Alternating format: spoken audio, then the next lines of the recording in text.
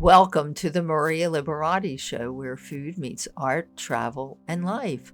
So, what does food mean to you? Well, we're still on our back to school topic, so we do have some great interviews today that are all back to school related. So, please stay tuned for actually, we have 3 interviews today with all tips for back to school and back to work. But this week, we're also diving fork first into a buffet of quirky, crave-worthy food holidays. From the creamy swirl of guacamole to the gooey nostalgia of Rice Krispies treats. It's a calendar full of edible celebrations. We've got cheeseburgers, chai, pepperoni pizza, and even the humble string cheese getting their moment in the spotlight. And yes, if you've ever wanted an excuse to eat red velvet cake for breakfast, this is your week. But we're not just here to snack, we're here to storytell, because behind every bite is a tale.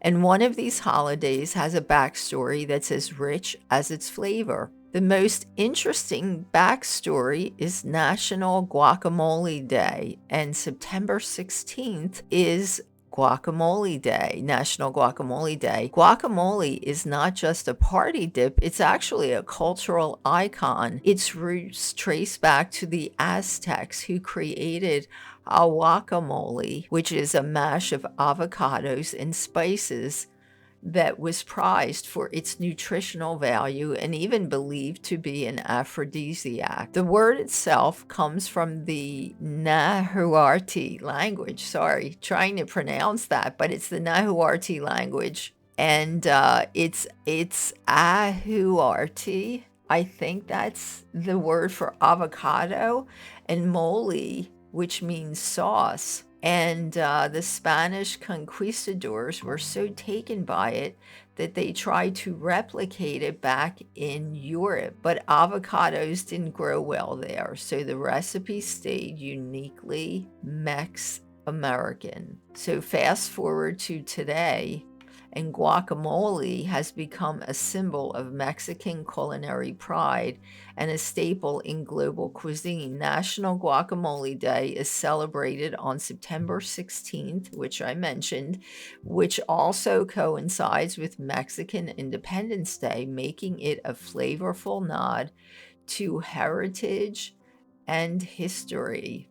And I'm not sure if I pronounced the name of that language correctly. So if anybody knows that, and if I didn't pronounce it correctly, please message me, let me know. And here are some other food holidays for this week. And the week is packed with tasty food holidays that could add some flavor to your week. So, as mentioned, National Guacamole Day was September 16th, and September 16th also brought us National Cinnamon Raisin Bread Day. Oh, yum! That's a cozy, nostalgic treat that pairs well with many fall themes, many fall things. September 17th is National Apple Dumpling Day, and also National Monte Cristo Day. Let's see, and that's a great day to explore indulgent sandwiches and fusion food. September 18th is National Cheeseburger Day. Cheeseburgers are always a crowd pleaser. And as mentioned at the beginning, it's National Red Velvet Cake Day and National Rice Krispie Treats Day. That's all September 18th. September 19th is National Butterscotch Pudding Day. Oh, yum. That is a lesser known dessert, but it's got such rich flavor and retro charm. It's actually probably a comfort food for many of you. I know it is for me. September 20th is National String Cheese Day and also National Pepperoni Pizza Day. Well, pizza always wins. So, it's National Pepperoni Pizza Day, September 20th, a great reason to celebrate pizza. September 21st is National Chai Day. and also National Pecan Cookie Day. And September 22nd is the first day of fall. It's the autumn equinox, and it's a great day to experience maybe some seasonal recipes, harvest traditions, and some comfort food for the fall. So there you have it. Those are our week in delicious. Stay tuned for our back to school tips and interviews this week. And I just want to mention, so as I've mentioned, it is back to school, and I've been mentioning every week that I've been researching great products for back to school, back to work. And this week, let's see, I do have a few products that I found that I did want to mention. So let's see, there is Mighty-licious, which is a yummy gluten-free product. Mighty-licious makes all these yummy gluten-free cookies, gluten-free flours, gluten-free brownie mix. They have a really yummy oatmeal cookie. Actually, all their cookies are yummy, so you're going to want to check out Mighty-licious. And let's see, Sprinkles Cupcakes. You want to check out Sprinkles Cupcakes. They are a healthier version of a cupcake, lower in sugar and really delicious, lots of flavors. So check out Sprinkles. And then I also found, well, one of my favorite gifts actually are books. So I love finding books, and I found many books, great books for back to school, not only for kids, but for adults also. So this one is especially for kids. It's called Dr. Bedtime Sleep Magic Superpowers for Super Sleepers, and it's written and published by the Sleep to Live Well Foundation. So it's actually their first children's book, and it is a way to help kids go to get some sleep and healthy. Sleep is healthy for you. You do need your sleep, and kids especially need their sleep. So it's a great way. It's a great bedtime read, read bedtime on a school night to get the kids to get their sleep. And let's see, the other books I have are The 9 Lives of Christopher Columbus, and that is by Matthew Restall, and he will be a guest in the next few weeks. So stay tuned for that. And as always, we'll be doing a segment for Columbus Day because that's coming up as well. And if you're looking for gardening for fall, people always think of spring and summer, but you can do your gardening in the fall also, or plan out your garden for the year. This is an essential guide to perennial gardening by the American Horticultural Society, and it gives some great techniques and know-how for planning and planting and tending low-maintenance perennial plantings, so you can have a garden all year round. Well, your garden might it might be perennial, but you may not have flowers and blooms and things in the winter, but you will have a year-round design, should I say, for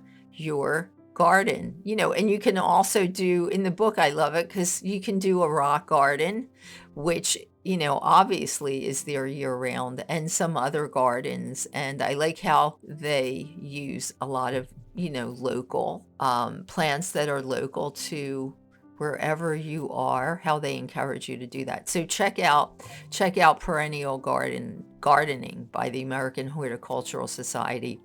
The next book, this book is for kids. It's a really cute book. It's called Amy's Travels, and it's by Catherine Stark. And it actually has a downloadable teaching guide, which is great because it makes it kind of more than a book. It's a learning experience for kids also. So check out Amy's Travels. Sorry, that's Amy's Travels by Catherine Starr. And then one of my favorite books, it's a way to combine fashion with books. Two of my favorite things.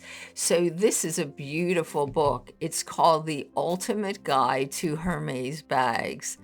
and it's by Alexandria Fullerton. It's a beautiful book also.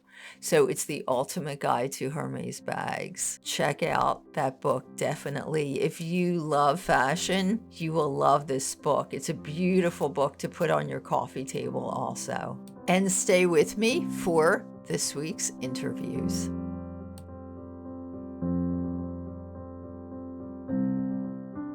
And my special guest today is Jessie Sierra Ross. She is a cookbook author. She's the author of Seasons Around the Table, and she's also a food and lifestyle blogger. And she's going to talk to us today about picnics. So it's picnic time, and all of a sudden everybody's interested in picnics. Jessie, thanks so much for being here today. Thank you so much for having me. And so tell us, I know you were telling us about some interesting things about the history of picnics. I bet most people don't realize. Tell us how picnics kind of started and got a foothold here in the US. It's really a fascinating story because I think, like many of us, we think of picnics as being peanut butter and jam sandwiches and apple juice on a blanket on the lawn somewhere, but it's actually far more glamorous than that. Uh-huh. Originally, picnics were an interesting phenomenon in the 18th century in Europe, and they were Uh-huh. both indoors and outdoors, and they're very fancy sort of manicured gardens. But then they fell out of favor, and it wasn't until the Victorian era here in the Uh-huh. United States that it really gained popularity because there was an initiative to get to nature, to get back to nature, to get out of the grunginess of the cities, because this is during the time of the Industrial Revolution. So to get back in touch with nature, and what better way to do that than to spread out a blanket and enjoy some lovely food and drink out in the sunshine? Exactly. No, that's really fascinating and figures that it originated in Europe. Um, but so tell us some, I know you had some tips about picnics, including like the first thing was choosing the perfect lawn, did you say? Was that it? Yes. That is, it is. For me, I love a lovely, lush lawn that's flat and dry. You certainly don't want to sit down and then have a soggy bottom when you get back up. And I love to spread the blanket or the rug, depending on your surface, under dappled sunlight. You want to be able to keep your guests really cool and comfortable, but also thinking about your foods because eating outside, we can't control the temperature as well. So dappled sunshine is really lovely. And just really creating a variety of foods for your guests to enjoy is the mark of a great picnic. Yes. So tell us about, I know you started leading into that, creating the food. Mhm. So any types of foods you recommend for picnics or entertaining as a for and entertaining at a picnic. Absolutely. And picnics are one of those interesting party get togethers that can be as fancy or low fuss as you want them to be. So you could go all out and really create, very elegant hors d'oeuvres and champagne, or you could go low fuss with a lot of different finger foods, lemonades, mixed drinks. I prefer to choose recipes and dishes that don't need a lot of refrigeration. So charcuterie boards filled with cheese and nuts, dried fruits, fresh fruits are lovely. You can add little bits of chocolate and sauces, and it's kind of a mix and match adventure for your guests. So that's a great choice for eating outdoors. You can also do an assortment of antipasto or salads that are more on the hearty side. So things like crispy caprese salad, which is a crispy fried eggplant with layers of juicy tomato and creamy mozzarella and basil, is an excellent choice. A bowls of fresh melon, ripe stone fruits, even, I mean, don't tell anyone, go to your favorite Italian bakery and pick up an assortment of cookies. You want to decide what you want to spend your time on, but think about abundance, lushness, choice, but you don't have to work that hard to create it. Exactly. And I think picnics are best when they're simple because you want to enjoy it, right? Also, so you don't want to make it too complicated because then you can't enjoy the picnic. So simple, I think, always works better. So I love those ideas of bowls of fresh fruit and picking up some cookies. Yeah, because a lot of times not really, we don't really, we want to enjoy the summer and not be in front of a hot oven. So Correct. I think I'm that's there a with you. exactly. I think that's a great idea is just picking up some great cookies or sweets also. Any other tips before we go? Absolutely. I want to point out hydration. And I know hydration, the word itself is very boring and stodgy, but you don't have to make it stodgy. Set out some chilled rosé wine or sparkling wine, different specialty sodas, homemade lemonades. My tip for keeping all of those items chilled is to go to your local home goods store, get a big galvanized steel tub, fill it with ice, and put the bottles and cans right in there. They'll stay nice and cold. Your guests will enjoy the nice chilled beverage, and you don't have to worry about pouring drinks all night. Exactly. No, that's definitely a great idea. That's another tip to make it all less complicated. And don't forget the water too, like sparkling waters or just plain water, bottled water too.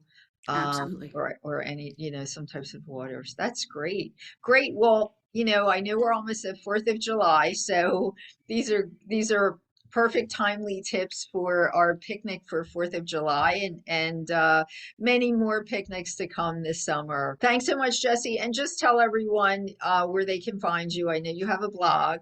Yes, thank you so much for having me, Maria. Yes, you can Yes. find me at straight2thehipsbaby.com, and you can find links to my new book at straight2thehipsbaby/seasons.com. There you go. Thanks again, Jessie, and hopefully we'll have you back again. Thank you so much. You're welcome. Join me on a mouth-watering journey through Italy with my Gourmand World Award-winning book series, The Basic Art of Italian Cooking, which brings you authentic recipes, heartwarming stories, and a dash of Mediterranean magic. Whether you're a seasoned chef or a beginner, these books will awaken your inner food artist. Get ready to say ciao to delicious adventures. And you can find the Gourmand World award-winning book series, The Basic Art of Italian Cooking, at Amazon.com on Kindle and on marialiberati.com and the publisher's website, artoflivingprimamedia.com. And my special guest today is Jessica Cording. She's a dietitian, a health coach, and an author. And since it's back to school time, we're inviting a lot of our experts on to give tips to help make back to school easier. And Jessica is going to give us some breakfast tips. Jessica, thanks so much for being back with us today. Yeah, thank you for having me. So I know back to school tends to be a stressful time for both parents and kids, and breakfast is an important meal. How do you get how do you get kids to, eat their breakfast and make it easier for parents to make a healthy breakfast? Yeah, well, I think it is important to remember that breakfast, it does set the tone for the day. It can help give us energy, help us focus, deal with whatever the day has in store. Huh? So it is important to get a balanced meal into our system and for our Right. children. Ideally, you want something with protein, something with fat, and something with fiber. The reason for that is that's going to help stabilize blood sugar so you stay full. And for kids, that's really great for helping them perform well in school and feel resilient against, the stressors that the little ones have to deal with themselves. But I understand when there are strong preferences involved or there's not a lot of time, these can make it really challenging to cover bases. So it's very much about simplifying and coming up with systems that work for you in everyday life. Uh-huh. Definitely. So can you give us an example of like a healthy breakfast with, simple, something easy for both parents and kids, I guess. Would you say? Yeah, I mean, you want to check those boxes, right? Your protein, your fat, your fiber. So I'm a big fan of making things ahead of time when possible because that saves so much valuable time in the morning. So, for example, maybe if you and your family love smoothies, maybe you make smoothie packs that you put in the freezer, so that way they're ready to go when it's time to blend up. So, in a smoothie, I would put some spinach, some maybe banana or other fruit. Frozen berries are great in a smoothie. You could put some chia seeds in there for a little extra fiber. Protein that could come from some milk that has protein, that could come from yogurt, that could come from protein powder. Maybe, as you blend it up, you put a little nut butter in there. So that's just one example. But you could do egg and veggie muffins. I am a huge fan of things like frittata, or making little mini frittatas in a muffin tin that you could have a couple with maybe some fruit or some toast. Avocado toast is really popular with my clients because it Oh, takes a little yes. time to prepare, but make sure you get protein. So I would say add some eggs with that, or have a Greek yogurt with it. I have a lot of my clients will put a scoop of collagen powder in their coffee for 10 grams of protein right there. That way they don't have to be Yeah. worrying about getting as much protein from what they're eating. But then you can make things like overnight oats, chia pudding. Those are easy to doctor up to cover your bases. Or if your kids love pancakes or waffles, you can make those ahead of time and stash them in the freezer, or you can even buy there's been, there's a lot healthier options now than there were some years ago. So that's There, just there are. tip of the iceberg. There are But yeah, great. They're all great tips. They're all, I love it because they're easy, quick things that people can do, and it makes their life easier. Jessica, thank you so much for being here and helping us out with some breakfast tips. Thank you. thanks for And having me. Jessica, tell people where they can find you, your website. Sure. So my website is jessicacordingnutrition.com, and that's where you'll find my podcasts, my books, social media stuff, my blog. So it's all there. Okay, great. Thank you. Thanks for listening to the Maria Liberati Show, and thanks as always to my producer, Britton Roselle. And I just want to mention that I will probably be having some segments next week from Ferrari's Pizza and Italian Kitchen in Flemington, New Jersey. I was invited to a media event. They're having a grand reopening there.